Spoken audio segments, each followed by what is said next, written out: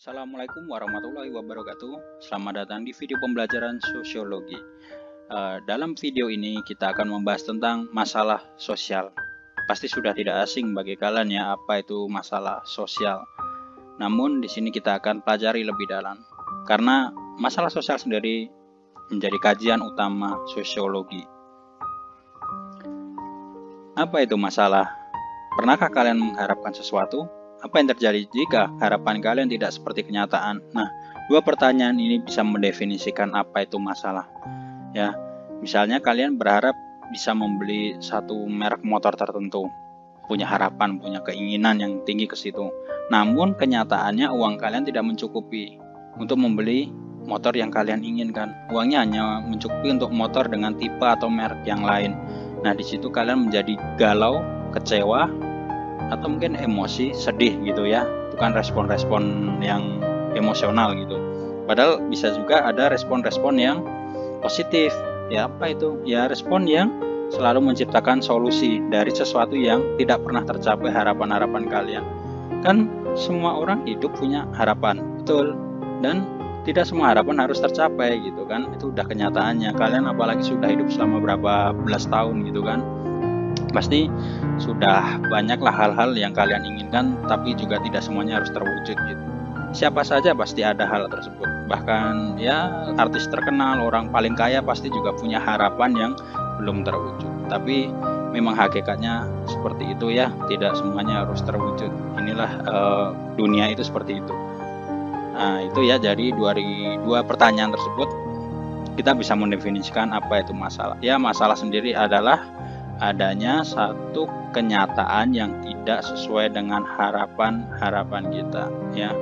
Adanya ketidaksesuaian antara kenyataan dengan harapan, itu disebut masalah ya. Tapi apakah semua harapan dan apakah semua kenyataan yang dijalani manusia itu sebagai masalah?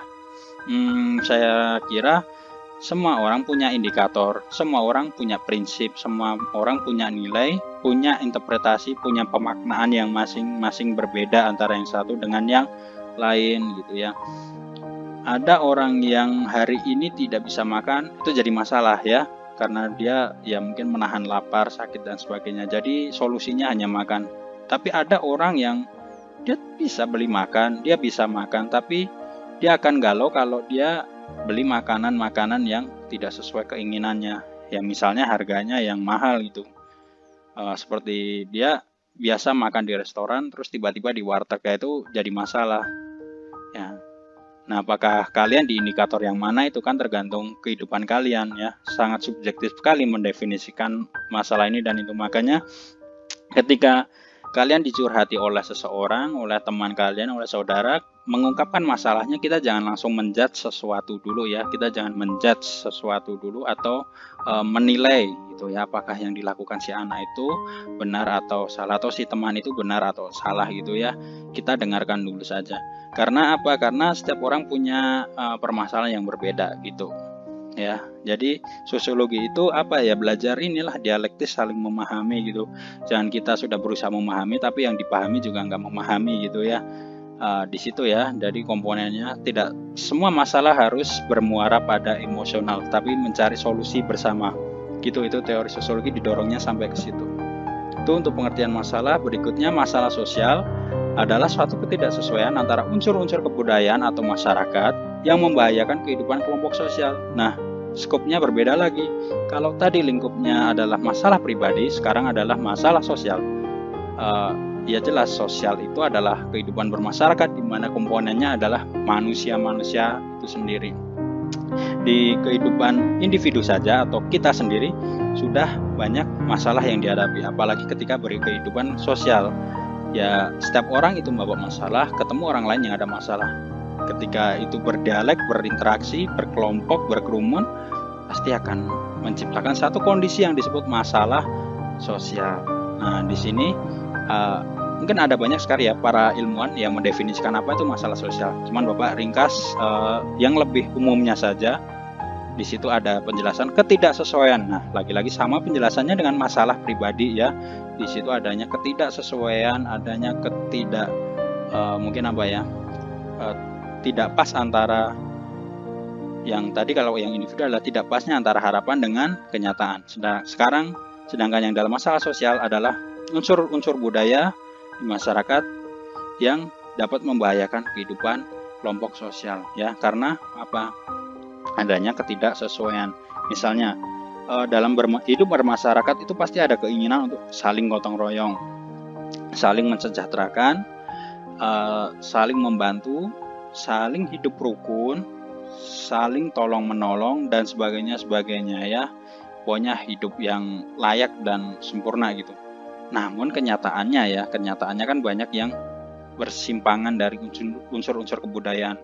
Contohnya kita ingin menciptakan satu keadaan masyarakat yang religius ya, yang jauh dari mungkin maksiat, seperti jauh dari mabuk-mabukan. Tapi kenyataannya masih ada 1-2 orang dalam masyarakat tersebut yang mabuk-mabukan. Nah, itu juga bisa jadi masalah sosial. Kenapa? Karena sudah tidak sesuai dengan unsur-unsur yang dikehendaki dan diyakini tadi. Itu ya masalah sosial. Bahkan di sini sudah ada unsur membahayakan. Ya, jelas ya yang tadi disebutkan juga. Mungkin sudah banyak riwayat bahwa kenapa sih mabuk-mabukan dilarang, kenapa sih berjudi dilarang? Ya jelas karena side effect atau efeknya itu lebih banyak dan lebih jelas terbukti secara ilmiah membahayakan ya.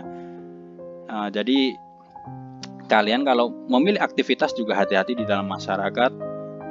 Apakah aktivitas ini dapat menimbulkan masalah bagi orang lain atau hanya untuk diri sendiri? Nah, itu juga harus dipilah-pilah. Kalau ini saya lakukan membahayakan orang lain, ya jelas itu nanti akan masuk ke skupnya masalah sosial. Nah, berikut ada gambar-gambar tentang masalah sosial. Di situ ada foto sampah ya, sudah tidak usah dibahas terlalu panjang. Sampah jelas sekali menjadi masalah ya, khususnya di kehidupan sosial. Ini kan sisa dari residual aktivitas manusia ya, yang sudah tidak terpakai. Semua benda-benda di sini sudah tidak bermanfaat bagi manusia. Bahkan kalau jumlahnya terlalu banyak akan mengancam satu kehidupan gitu ya, kesehatannya dan sebagainya. Ini juga bisa menjadi masalah sosial. Kedua, ada masalah ya ini kemiskinan atau kesenjangan sosial. Ya, kalian mungkin bisa melihat dari gambar tersebut. Kalian bisa bayangkan kalian tidur di kasur yang empuk, enak, tidak kehujanan, sedangkan orang lain masih ada yang dia kadang harus mengais rezeki dengan panas-panasan di pinggir jalan malam, hanya di pinggir toko, merasa kedinginan, itu pun kalau tidak diusir si pemilik rumahnya. Nah, itu juga masalah. Kenapa masalah? Ya pasti itu juga bukan keinginan dari si orangnya yang melakukan itu ya. Kalau dia pasti keinginannya punya rumah yang bagus seperti punya kalian, tapi kenyataannya mereka juga susah mau cari kerja sana sini, susah ya kan. Cari uang juga tidak semudah yang dibayangkan. Belum lagi nanti orang yang ketika dijumpai, misalnya orang tersebut mampir singgah untuk berteduh atau tidur di depan rumah kita, pasti kita juga merasa kurang nyaman gitu ya, meskipun kita juga sebenarnya tidak tega keberadaannya ada di sini gitu. Namun ya inilah yang disebut masalah sosial ya, karena solusinya tidak hanya bisa dipecahkan sendiri-sendiri, ini butuh banyak aspek.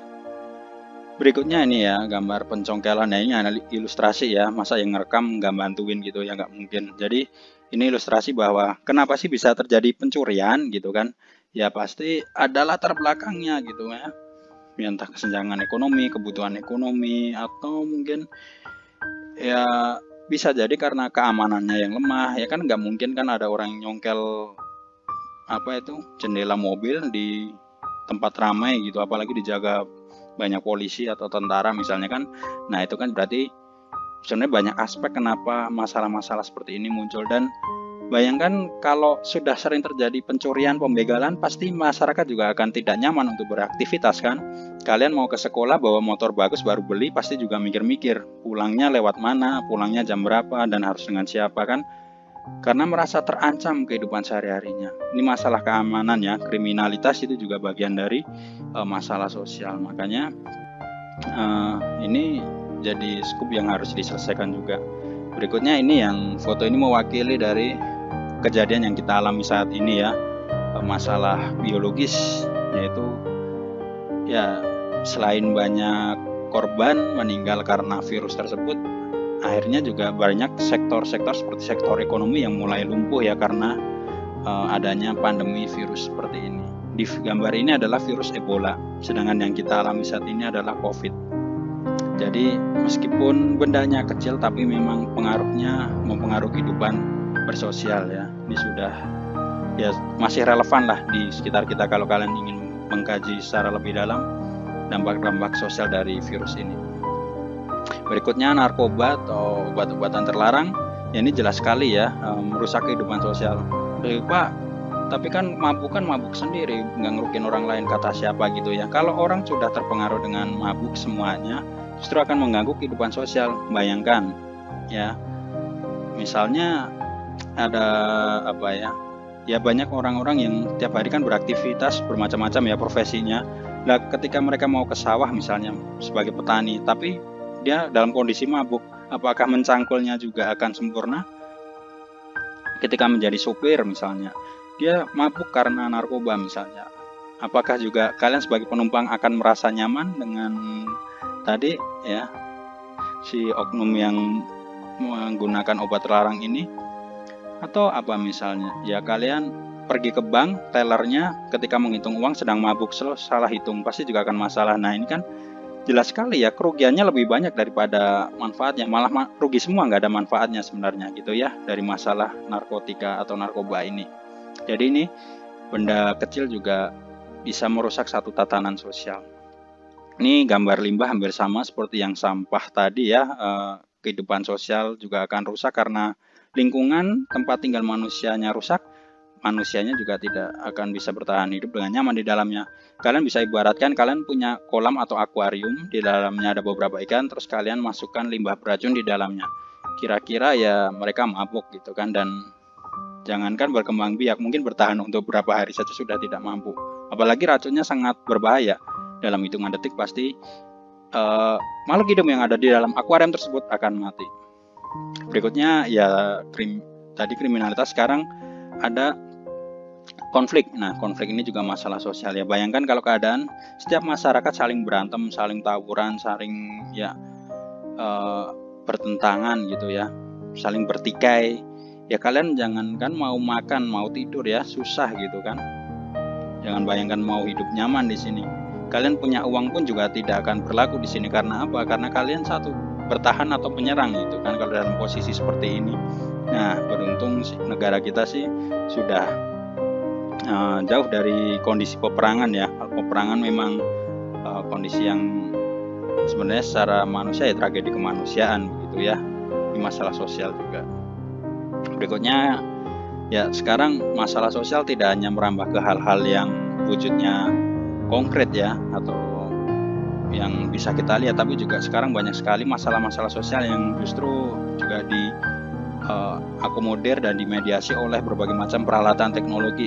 Sekarang kan banyak sekali ya istilahnya buzzer yang selalu meneror seseorang dan sebagainya gitu di dalam media dunia virtual gitu, di media messenger misalnya ya kan. Mereka kan selalu membuat ancaman, selalu bikin berita hoax dan sebagainya. Itu kan juga bisa masalah sosial gitu kan, atau hacker-hacker yang membobol bank. Nah, karena kehidupan kita sekarang sudah tidak terlepas dari yang namanya teknologi, sedangkan teknologi juga bisa dijadikan alat untuk melakukan satu kriminalitas ya. Jadi sosiologi memberikan perhatiannya juga pada perkembangan teknologi ya. Jadi prinsipnya gini, kejahatan itu akan lancar jika ada modal atau ada alat-alat yang mendukungnya. Nah, di sini termasuk teknologi itu mempermudah niat-niat buruk atau jahat juga semakin mudah untuk dilakukan. Namun niat baik juga akan mudah. Misalnya kalian share kebaikan, kalian memberikan satu ide-ide menarik di dalam dunia virtual misalnya, atau menciptakan program-program yang bermanfaat, itu kan juga bisa cepat tersebar. Sama halnya dengan yang buruk juga akan cepat tersebar. Jadi komputer itu hanya sebagai alatnya saja. Ya, berikutnya dimensi masalah sosial menurut Sutomo. Masalah sosial itu tidak selalu bersifat eksplisit ya, tapi ada yang simbolik, artinya tidak yang hanya kelihatan saja, tapi juga yang menurutnya adalah ini dirasakan sebagai masalah gitu. Apa contohnya? Kalau contoh masalah individu misalnya, kalian makan warteg itu Kalau sekarang mungkin nggak masalah ya, tapi mungkin kalau punya banyak uang, masa tiap hari makan warteg gitu, uang banyak, sekali-sekali ke restoran gitu kan ya. Nah itu kan berarti kalian mendefinisikan satu masalah yang baru, yang sebelumnya sebenarnya bukan masalah, orang lain juga tidak akan mempermasalahkan gitu ya. Dengan kata lain, kondisi tersebut menimbulkan satu kebutuhan untuk perbaikan, pemecahan, dan perubahan. Misalnya, saya punya uang banyak, masa makan di warteg? Ya harusnya di restoran. Nah, kalian jadi nyari restoran gitu. Itu karena apa? Menurut kalian itu secara simbolik sudah harus dirubah gitu ya. Jadi tidak hanya yang bersifat yang nyata. Yang eksplisit itu seperti apa ya? Misalnya, hari ini kalian bisa makan di warteg gitu ya dengan uang yang kalian miliki. Besok tiba-tiba nggak bisa dan kelaparan gitu kan, sakit, terus kritis gitu kan karena nggak bisa makan gitu. Itu eksplisit gitu kan, semua orang juga sama. Tapi ketika kalian bisa besok makan warteg gitu kan, tapi menaikkan standar terus jadi harus mencari restoran, ketika makan di warteg saat itu menjadi masalah. Karena apa? Karena kalian menaikkan standar simbol kalian dari warteg ke restoran gitu ya. Itu dimensi masalah sosial menurut Sutomo. Filosofinya seperti itu ya, filosofinya ya. Berikutnya komponen masalah sosial ada 4. Di situ masalah yang bertahan untuk suatu periode waktu tertentu. Artinya dapat dikatakan sebagai masalah sosial memang tidak bertahan secara sebentar saja, memang waktunya lama gitu. Kalau hari ini kalian punya masalah terus besoknya selesai sih bukan masalah sosial ya. Tapi kan beda itu kalau kemiskinan gitu kan, dalam satu masyarakat mau beli sembako saja susah. Nah itu kan nggak bisa besok langsung kaya raya kan susah. Mereka harus berjuang dulu untuk bertahan hidup, untuk bisa meningkatkan taraf ekonominya gitu kan. Nah itu kan masalah sosial yang seperti itu kan tidak bertahan secara singkat, pasti periodenya ada waktu tertentu lah ya. Seperti masa kekeringan dan sebagainya ya, nggak namanya kekeringan susah untuk panen ya kan, atau gagal panen gitu. Ya itu susah kondisinya, pasti akan mengalami kelaparan selama tidak ada produktivitas gitu. Bisa selesai kalau nanti mungkin panennya lancar dan sebagainya. Berikutnya dirasakan dapat menyebabkan berbagai kerugian fisik dan non fisik. Nah, jelas ya yang merugikan itu sebagai masalah ya. Kalau kalian dicubit sakit ya itu masalah. Kalau kalian dicubit malah bangga, nah itu berarti bukan masalah gitu ya. Sakit karena mungkin merasa ada kerugian secara fisik, langsung kelihatan, langsung terasa secara jasmani manusia. Sedangkan non fisik itu ketika seperti diibaratkan individu, kalian diejek gitu ya, atau mungkin cerita seseorang ya, ketika ada orang yang berpacaran gitu kali ya, diputus pacarnya tuh sakit hati, sakitnya tuh di sini, sakit tapi tidak berdarah, secara mental mungkin gitu ya. Nah itu non fisik, itu maksudnya seperti itu, tidak kelihatan tapi membuat terluka, istilahnya anak muda seperti itu mungkin ya. Nah itu bisa kalian pahami ya dalam individu. Nah sedangkan di masyarakat juga ada yang seperti itu, ada kerugian fisik dan non fisik. Kerugian fisik ya semacam tadi kelaparan, kerusakan infrastruktur ya, bencana alam itu kan bisa kelihatan tuh ya, seperti virus, banyak korban berjatuhan. Non fisik apa? Non fisik itu sekarang ini misalnya COVID nih, sedang COVID, kerugian fisiknya apa ya? Secara ekonomi susah ya untuk memenuhi kebutuhan, banyak korban yang berjatuhan gitu. Non fisiknya apa? Non fisiknya banyak orang yang menjadi ketakutan ya, menjadi misalnya jadi khawatir gitu. Nah itu kan berarti efek dari satu masalah itu dibagi menjadi 2, fisik dan non fisik. Berikutnya merupakan pelanggaran terhadap nilai-nilai atau standar sosial tertentu ya. Jadi jelas masalah sosial itu pasti melanggar nilai-nilai dasar kehidupan manusia. Contohnya apa? Ya jelas masyarakat kita mengendaki tidak ada korupsi, tidak ada pencurian, tidak ada kriminalitas, tapi kenyataannya ada gitu. Nah itu kan sudah melanggar nilai gitu. Meskipun kecil tetap melanggar nilai. Nah itu berarti sudah menjadi masalah sosial ya. Berikutnya menimbulkan kebutuhan pemecahan dan penyelesaian masalah. Ya jelas dari setiap masalah sosial itu harus menimbulkan pemecahan atau penyelesaian masalah. Itu sudah otomatis ya. Ya seperti ketika terjadi COVID ini ya, pandemi ini ya pasti berbagai macam orang berusaha untuk mencari vaksinnya, mencari bagaimana skenario sistem sosialnya supaya bisa bertahan hidup meskipun bekerja dari rumah, meskipun belajar dari rumah. Nah, itu kan skenario-skenario untuk penyelesaian masalahnya. Berikut faktor masalah sosial dibagi menjadi 4. Nah, jadi yang menyebabkan masalah sosial secara umum 4 ini ya. Nah, silahkan jika kalian menemukan faktor lain bisa dituliskan di kolom komentar nanti. Tapi yang paling dasar adalah ini. Yang pertama faktor ekonomi, jelas kemiskinan, pengangguran ya, dan sulitnya pemenuhan kehidupan sehari-hari. Kedua, faktor budaya. Faktor budaya ini seperti faktor bukan budaya kesenian saja ya, tapi budaya itu lebih ke cara hidup manusia ya, yang berdasarkan dari tradisi atau kebiasaan masyarakat itu. Nah, di sini contohnya bisa perceraian, kenakalan remaja, mabuk-mabukan, judi, apalagi misalnya. Ya, itu banyak ya yang menyimpang dari nilai-nilai budaya, itu faktor budaya. Berikutnya, faktor biologis. Nah, ini yang sedang terjadi saat ini ya, penyakit menular atau keracunan makanan atau mungkin bisa jadi ya infeksi virus gitu ya. Jadi faktor biologis itu bukan dari manusia tapi lebih dari makhluk lain yang menyebabkan satu tatanan atau kehidupan sosial itu menjadi rusak ya. Berikutnya faktor psikologis. Jelas psikologis itu adalah faktor dari dimensi mental manusia ya. Sedangkan masyarakat tersebut adalah bentukan dari kumpulan berbagai macam manusia. Setiap manusia punya psikologis yang berbeda-beda. Nah, di sini dapat menjadi masalah sosial ketika ya banyak terjadi penyakit saraf gitu ya, aliran sesat, salah berpikir ya, mentalnya jatuh dan sebagainya. Contohnya apa ya kan? Bayangkan jika di jalan kita seringkali menjumpai orang yang mungkin kesadaran dan mungkin mentalnya rusak gitu ya, ya dalam tanda kutip gila gitu ya. Nah, itu kan jika banyak orang seperti itu, bagaimana kehidupan sosial dapat berjalan gitu kan? Misalnya kalian ya di dalam masyarakat kalian ini, contoh saja kalian ingin beli makanan atau beli sayur di pasar, lah penjualnya juga gila, kalian minta wortel malah dikasihnya sawi misalnya. Menurut dia benar, karena apa?